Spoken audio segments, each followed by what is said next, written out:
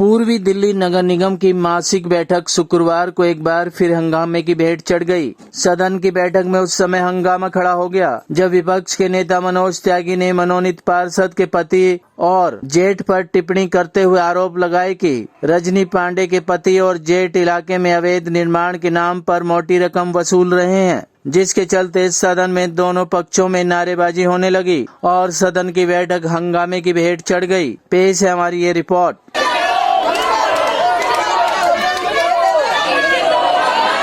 आपको लेंटर माफिया, आपके पति को और आपको जेठ को बोला गया है, तो इस पर क्या कहना चाहेंगे आप?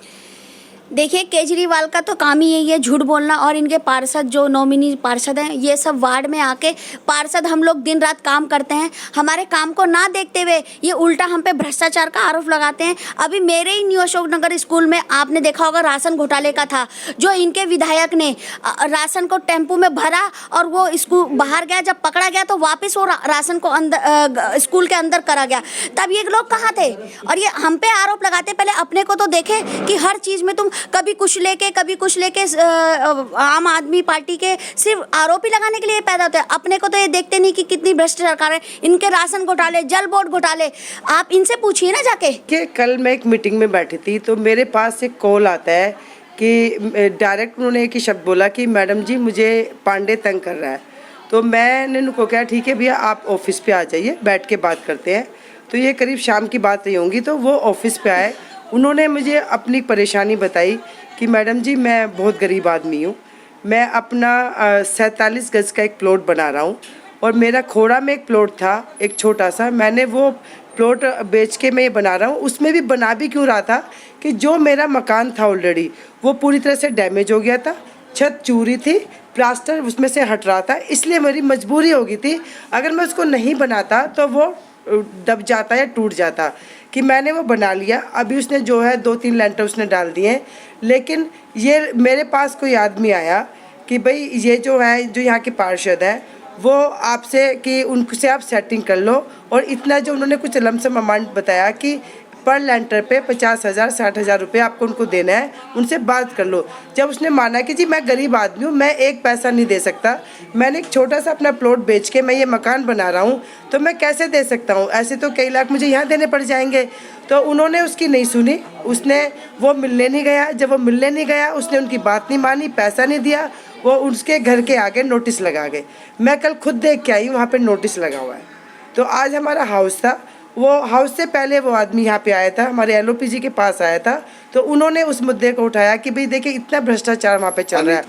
ऐसा है कि अवैध निर्माण तो हुआ है, लेकिन क्षेत्रवासियों की, पूर्वी दिल्ली के लोगों की बहुत बड़ी मजबूरी है।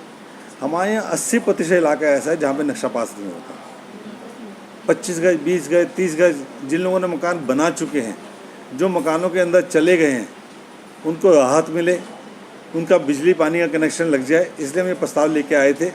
हंगामा जरूर हुआ, नहीं उसके बीच में एक बहुत बड़ा प्रस्ताव पास हुआ है।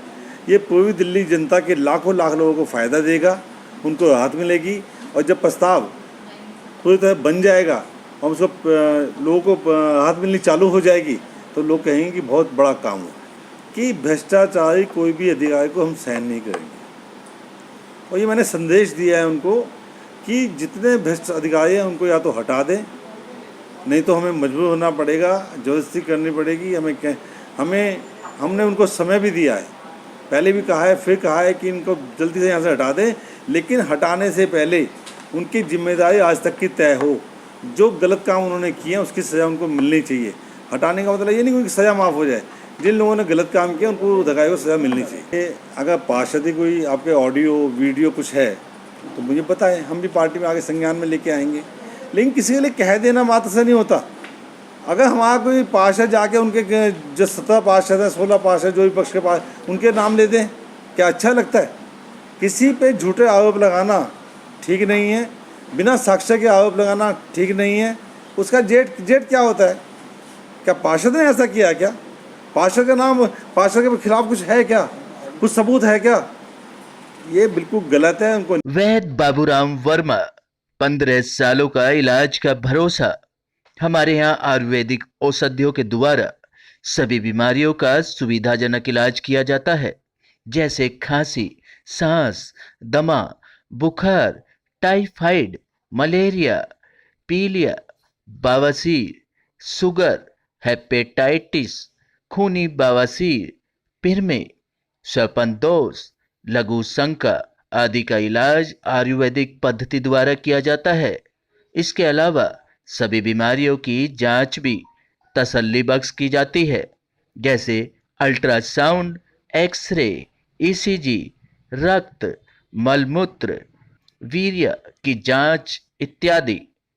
हमारे यहाँ दिल्ली सरकार द्वारा टीकाकरण, टीबी का इलाज व जांच मुफ्त की जाती है। हमारा पता है वैद्य बाबूराम वर्मा, चैरिटेबल सोसाइटी, 329 गली number 9, Mandoli extension, near Nand Nagri bus depot के सामने, दिल्ली 93। आप हमारे नंबरों पर भी संपर्क कर सकते हैं। हमारे फ़ोन नंबर हैं 9213329205, 9211478312, 9910418312। आप हमारे चैनल पर भी दिए गए नंबरों पर भी संपर्क कर सकते हैं। हमारा फ़ोन नंबर है 8506973234।